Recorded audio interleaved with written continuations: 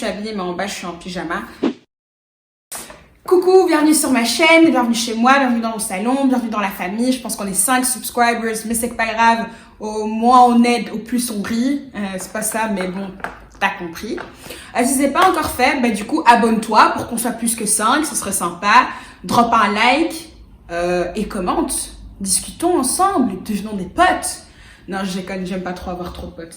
Voilà, aujourd'hui, je voulais parler de voyage solo en fait, parce que il m'est arrivé de faire un voyage solo et je trouve que ça a été hyper bénéfique pour moi. Et je sais que j'ai plein de potes qui ont souvent peur de faire des choses toute seule ou tout seul, ou aller au cinéma toute seule et des choses comme ça. Et je trouve qu'au contraire, il faut apprendre à passer du temps avec soi-même. Je pense que c'est la meilleure des choses que qu'on puisse faire. Donc du coup, voilà, je te donne mon expérience, mon vécu, pour que, Inch'Allah, toi aussi, tu puisses faire pareil. Du coup, c'était, mon histoire. Je suis partie à Berlin toute seule, enfin quasi toute seule. En fait, il y avait mon ami qui était en Erasmus là-bas et mon cousin qui venait d'avoir un bébé. Arrivée à l'aéroport de Berlin, j'arrive et je dis à ma pote, écoute, voilà, là je suis avec mon cousin, mais ce soir on passe la soirée ensemble et les jours suivants aussi. Et là, elle m'appelle en panique. Non, mais comment ça t'es à Berlin? Je fais, ouais, je suis à Berlin, je t'ai dit que je venais à telle date. Et en fait, elle avait compris que je venais au mois de novembre, mais moi je venais au mois de octobre.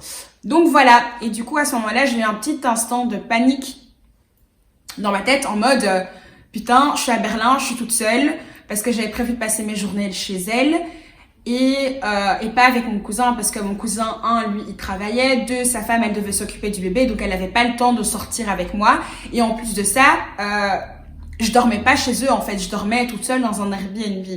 Du coup voilà, j'étais solo quoi. Donc j'ai eu un petit moment de panique où je me suis dit qu'est-ce que je vais faire? J'ai peur de m'ennuyer. J'aurais dû savoir que de base c'est impossible que je m'ennuie vu que on est 99 dans ma tête. Mais bon, voilà, ce sont des peurs qui m'ont traversée, mais heureusement elles m'ont très très vite quittée. Parce que je me suis très vite rendu compte d'une première chose. En fait, le fait d'être toute seule, en fait, tu fais ce que tu veux, quoi. T'as pas besoin de faire des compromis, t'as pas besoin de réfléchir à oui, l'autre personne, elle veut passer encore devant tel magasin, faire X, faire Y. Non, il y a juste toi. Si tu veux aller manger, tu vas manger. Si tu veux aller faire une sieste, tu vas faire une sieste pendant la journée, puisque la sieste, c'est très, très, très, très, très important. S'il y a des fans de sieste, likez la vidéo, droppez-moi en commentaire. On va faire une alliance de gens qui aiment la sieste. Les micro-siestes, hein, pas les longues, parce que ça, c'est pas bon pour ton cycle, ça te fatigue plus après. Enfin, en fait, et je me suis aussi rendu compte qu'en fait, je pense qu'on est dans notre société, en fait, les gens mettent beaucoup l'accent sur le fait que les gens sont méchants, les gens sont mauvais, les gens sont dangereux. Mais en fait, pas du tout. Les gens sont vraiment gentils, en fait. Et un jour, j'ai été à un musée. Je pense que c'était le musée de l'art, le musée d'art contemporain à Berlin. Et en fait, c'est un des meilleurs musées d'art contemporain d'Europe. Et comme par hasard, j'ai été le seul jour de la semaine où c'est fermé.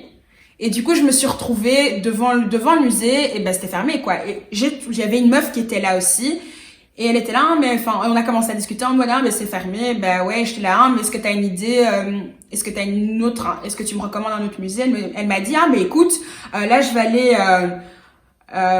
aller au musée de l'histoire de l'art, ou un truc du style.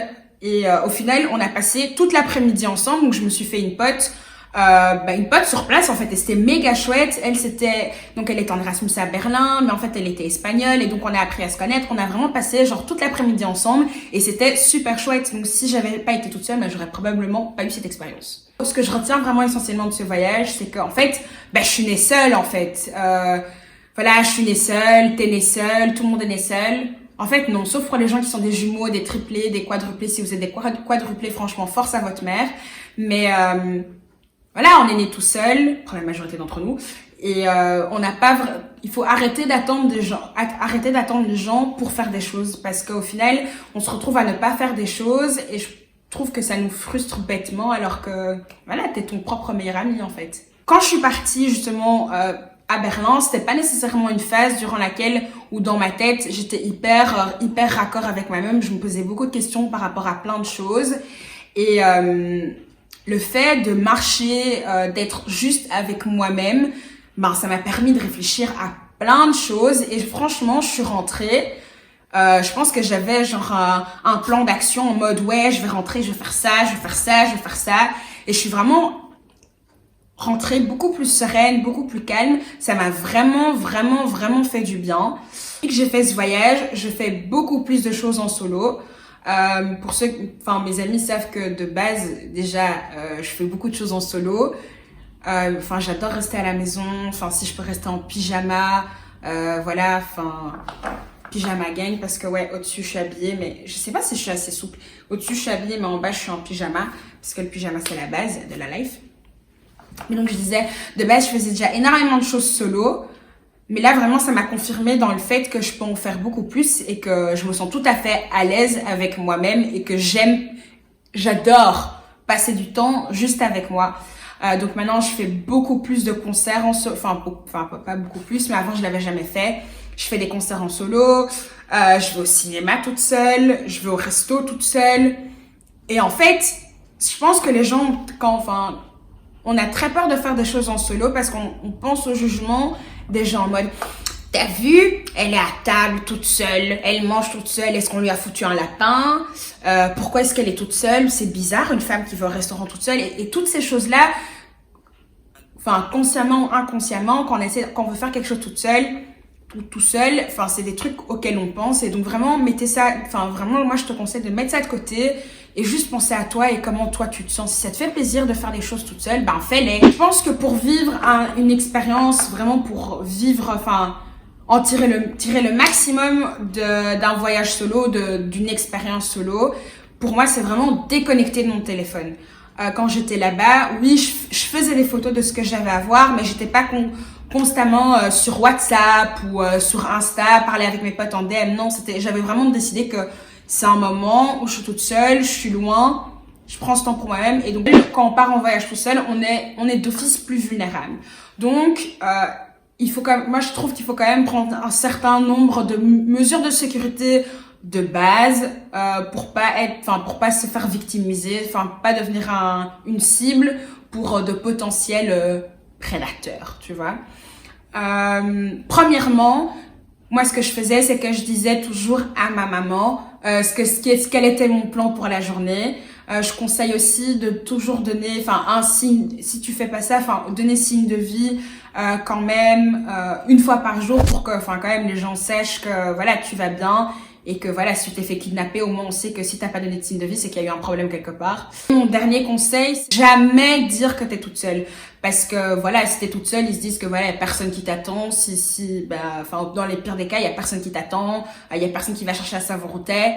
Il y a personne qui va pouvoir agir directement, quoi, en fait. Donc, toujours t'inventer, voilà, tu te crées des potes imaginaires. Tu te dis, ah ouais, j'ai ma pote Stacy qui m'attend à l'hôtel alors que tu connais pas de Stacy, tu vois.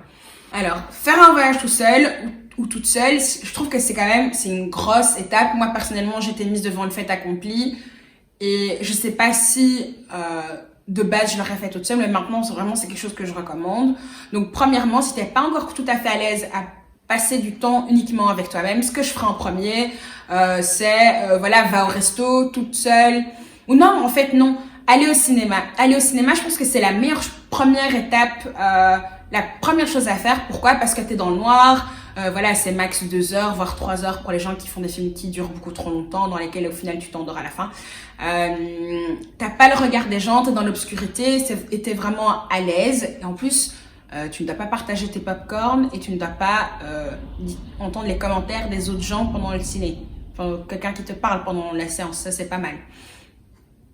Et au fur et à mesure, vraiment graduellement, tu y rajoutes tu vas de plus en plus loin jusqu'au moment où tu te sens vraiment hyper à l'aise pour te dire ouais, tranquille, je suis une bad bitch, je peux partir en vacances toute seule, quoi.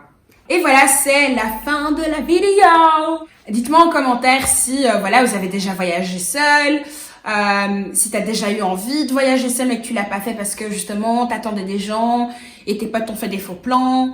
Je suis sûre que ça s'est déjà arrivé à plein de gens. Du coup, voyager seul. Et quelles sont les activités que vous, en tout cas, vous préférez faire seul plutôt qu'avec des gens.